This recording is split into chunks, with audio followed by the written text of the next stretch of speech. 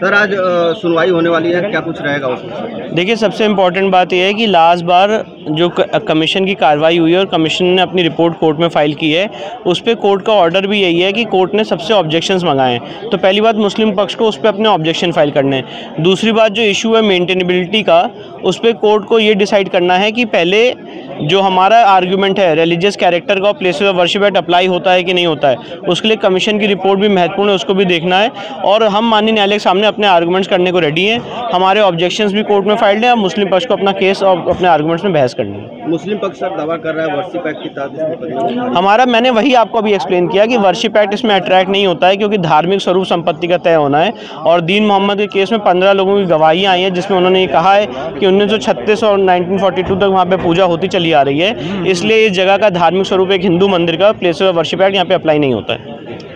किन मामलों में सुनवाई होने वाली है आज जिला जज? आज पोषणिता पे केवल 7-11 रूल पे ही 7 रूल 11 पे ही आज सारी सुनवाई होगी।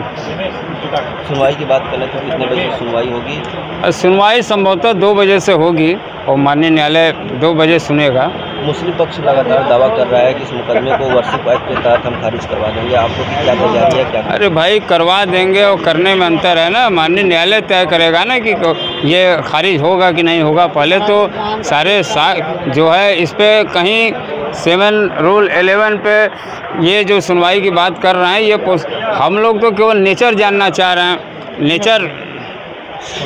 नेचर जानने की बात करो। नेचर जानना कोई व्यवधान नहीं पैदा करता है, उस आर्टिकल को कहीं डिस्टर्ब नहीं कर रहा है। इसमें जो है कितने बजे से शुरू होगा? 2 बजे से शुरू होगा। अभय जी, आज किन चीज़ों पे सुनवाई होगी और कहाँ होगी? जिला जज साहब के यहाँ से होगी। तो सुप्रीम कोर्ट ने मुकदमे को जिला जज साहब के यहाँ ट्रांसफर कर दिया है।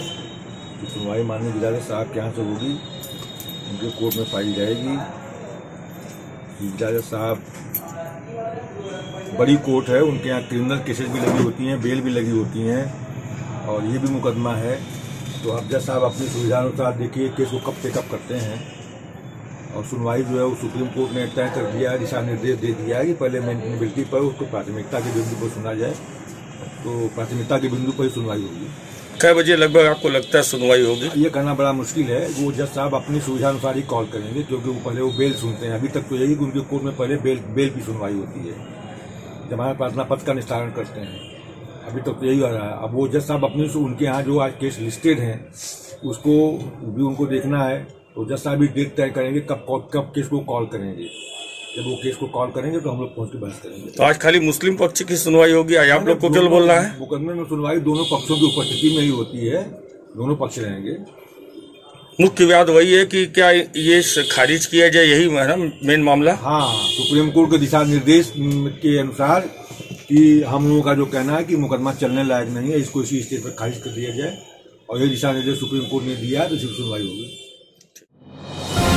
डिजिटल इंडिया का digital new platform live VNS पिछले 7 वर्षों से बनारस की सेवा में। पाइए बनारस के कोने कोने की खबर निष्पक्षता के साथ। लाइव VNS से बनारस की ताज़ा तरीन खबरों के लिए प्ले स्टोर से डाउनलोड कीजिए लाइव VNS ऐप या फॉलो कीजिए लाइव VNS को सोशल मीडिया पर।